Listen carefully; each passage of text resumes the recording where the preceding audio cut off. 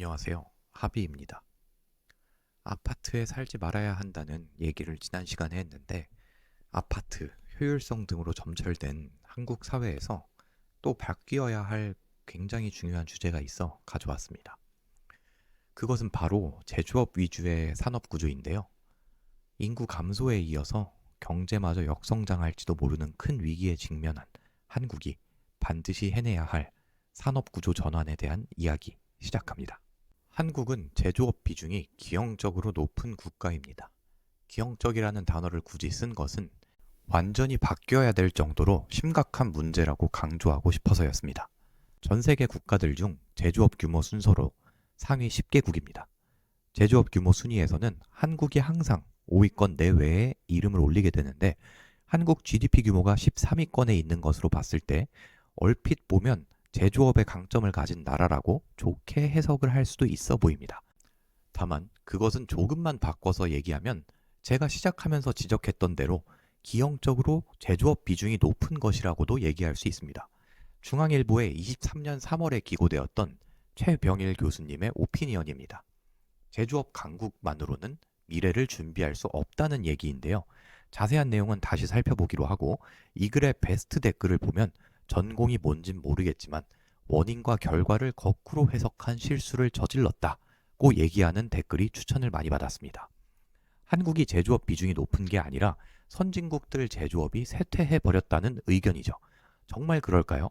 미국, 중국은 이런 분석들에서는 논외로 해야 하니까 빼놓고 일본과 독일은 일단 우리보다 제조업 규모가 크니까 또 제외하겠습니다. 우리보다 밑에 있는 나라들을 얘기해봐야겠죠.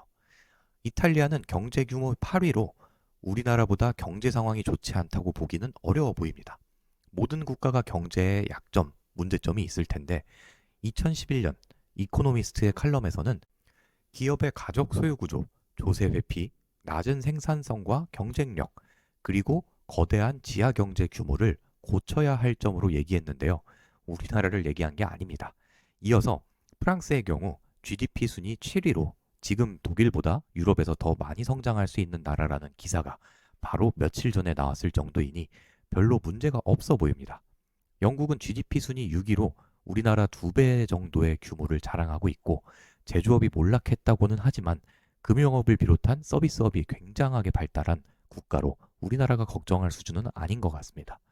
인도와 인도네시아는 개발도상국이고 인구가 각각 14억 명, 그리고 3억 명에 달할 정도이니 인도네시아마저 우리나라를 앞설 것으로 보입니다. 다시 최병일 교수님의 글로 돌아와서 미국, 독일, 일본과 한국의 서비스 산업을 비교한 표입니다. 제조업이 아무리 강한 일본, 독일에서도 제조업 비중은 20% 남짓이며 특히 미국의 경우 서비스 산업이 77%에 달할 정도이니 어쩌면 서비스 산업이 국가 경쟁력을 확보하는 데 더욱 중요한 요소이지 않을까 고민해봐야겠습니다.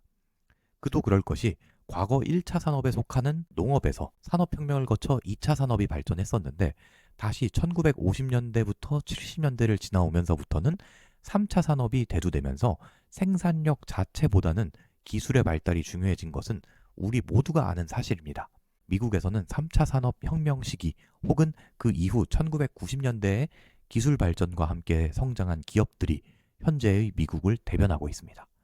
미국 시가총액 상위권에서 그나마 실제 제품을 제조하는 기업들은 애플, 엔비디아, 테슬라 정도인데 테슬라마저도 요새는 중국 등에서 제조를 하니 이들의 주요 사업 모델은 제조업이 아니라고 과감히 말할 수 있겠습니다. 4차 산업혁명은 시작 단계이니 아직 일자리를 많이 만들어내기에는 부족하겠지만 서비스 산업이 GDP에서 차지하는 비중이 60%가 채 안 되는 한국에서조차 서비스 산업의 고용 비중은 70%를 넘어갑니다. 실질적으로 국민들의 생계 또는 내수시장 성장과 관련해서 중요한 것은 서비스 산업임을 사실 모두가 알고 있는 것이죠. 그럼에도 불구하고 제조업이 더욱 강조되는 사이 3차 산업의 경쟁력이 부족한 것은 계속해서 전문가들 사이에서 문제로 지적되고 있습니다. 특히 1차 산업마저 무너지게 되어 한국의 식량 자급률이 낮은 점 또한 장기적인 경제적 문제로 부각되고 있습니다. 아무튼 상대적으로 경쟁력이 있는 제조업을 통해 무역 대국, 수출 대국이라고까지 불리는 한국, 잉여 생산물들을 수출하여 벌어들인 부가가치로 다시 국내에 재투자하는 방식이 주요 성장 전략입니다. 그런데 그런 한국이 22년 1월부터 23년 6월까지 무려 18개월간 무역 적자를 면치 못했습니다. 이는 IMF 때보다도 더 장기간이었는데요. 더 큰 문제는 7월부터 흑자로 전환은 했지만 사실 국내 경기 악화로 수입량이 줄어들면서 상대적으로 흑자를 기록한 것이라는 전망인데요.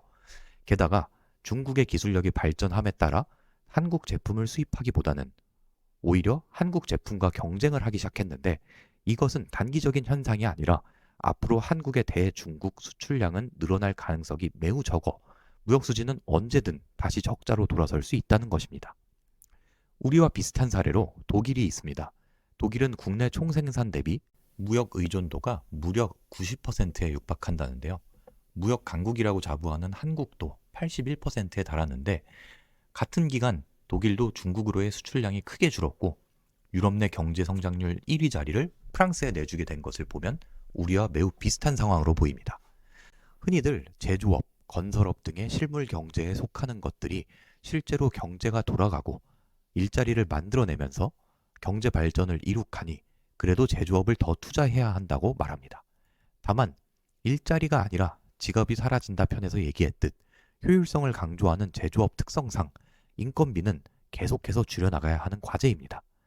경공업은 이미 수십 년 전에 한국을 빠져나가 중국, 베트남, 동남아에서 OEM 생산을 하니 한국에서의 고용 유발 효과는 전혀 없다고 보여지고 반도체가 아닌 자동차처럼 무겁고 비싼 제품의 경우 각 국가들의 공장에서 직접 제조하고 판매하는 것이 효과적이기 때문에 자동차 제조업의 경우도 국내 고용 유발 효과가 점점 줄고 있습니다.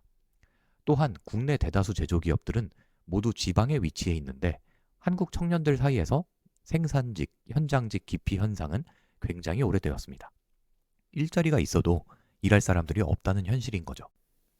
게다가 건설 현장에는 요새 중국어, 베트남어가 써 있을 정도이니 제조업, 건설업은 과연 어떤 고용을 유발하고 있는 걸까요? 2016년에 발간된 최백은 교수님의 산업개혁이라는 주제의 글입니다.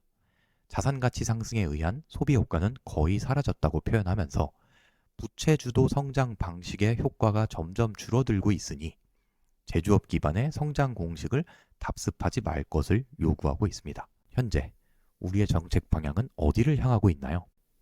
그리고 저는 우리나라 제조업이 건강하지 않다고 생각합니다. 독일의 시가총액 순위입니다. SAP라는 기업이 지멘스, 알리안츠, 포르쉐보다 높은 시가총액을 가지고 있습니다. 1위 기업이 200조 정도 규모인데 10위 기업이 85조 정도 규모로 상대적으로 균일한 분포를 가지고 있습니다. 한국의 시가총액 순위입니다. 글로벌 대기업에 속하는 삼성전자는 440조 규모로 독일 1, 2위 기업을 합친 것보다 규모가 크긴 합니다. 다만 2위부터는 100조 규모로 떨어지더니 10위의 네이버는 34조 규모로 삼성전자의 10분의 1이 안 되는 규모입니다. 약 3분의 1 규모밖에 안 되는 독일에 비해서는 그 격차가 훨씬 큰 것 같습니다. 심지어 4위, 5위, 14위, 15위는 삼성의 계열사인 점 등을 반영하면 그 격차는 더욱 심화됩니다. 게다가 한국에서는 10대, 20대 재벌 대기업들이 별도로 존재한다는 점, 게다가 그 재계 서열 순위의 대다수 기업들은 각각 건설사를 계열사로 거느리고 있을 정도이니 2차 산업의 굴레에서 벗어나고 있지 못한 점은 정말 안 좋은 지표라고 저는 생각합니다. 최근에 낮은 노동 생산성에 대한 연구 결과들도 계속 나오면서 아직 한국이 3차 산업으로의 진입을 제대로 하지 못한 것이 아닌가에 대한 회의적인 의견들이 계속 제기되고 있습니다. 그 와중에도 한국의 정책은 소수의 대기업들에 쏠리고 모든 사람들이 서울로 몰리고 인구수는 줄어들고 있습니다. 그런데도 아직 살 길은 제조업이라며 그리고 경기 부양책을 해야 된다며 건물을 올리고 아파트를 짓고 있습니다. 우리는 과연 맞게 가고 있는 걸까요? 합의의 정리. 옆나라 일본, 아날로그식 문화를 갖고 있다고 놀림받곤 하는데요. 경제 호황기 시절의 방식을 계속해서 답습하는 것이 문제라고 지적받곤 합니다. 우리도 7, 80년대 저렴한 인건비를 앞세워 성공을 거둘 수 있었고 옆나라 중국이 발전을 이룩하면서 반사효과로 현재까지 성장할 수 있었다고 저는 생각합니다. 근데 마치 여전히 제조업만 있으면 언제든 다시 성공할 수 있다는 것처럼 과거의 방식만을 고집하고 있는 것은 아닌가 반성해 봤으면 좋겠습니다. 효율성 추구, 아파트식 문화, 경쟁력 저하. 결국 그 중에서 가장 상대적으로 경쟁력이 있는 분야, 그 상대적 경쟁력이라는 것마저 오래 일하는 문화로 몸을 갈아 넣으면서 버티고 있는 악순환의 사이클에 한국 경제가 빠져 있는 것 같습니다. 이제는 과거의 제조업 방정식을 버리고 산업 재편을 이룩해야 하는 것이 시급한 과제입니다.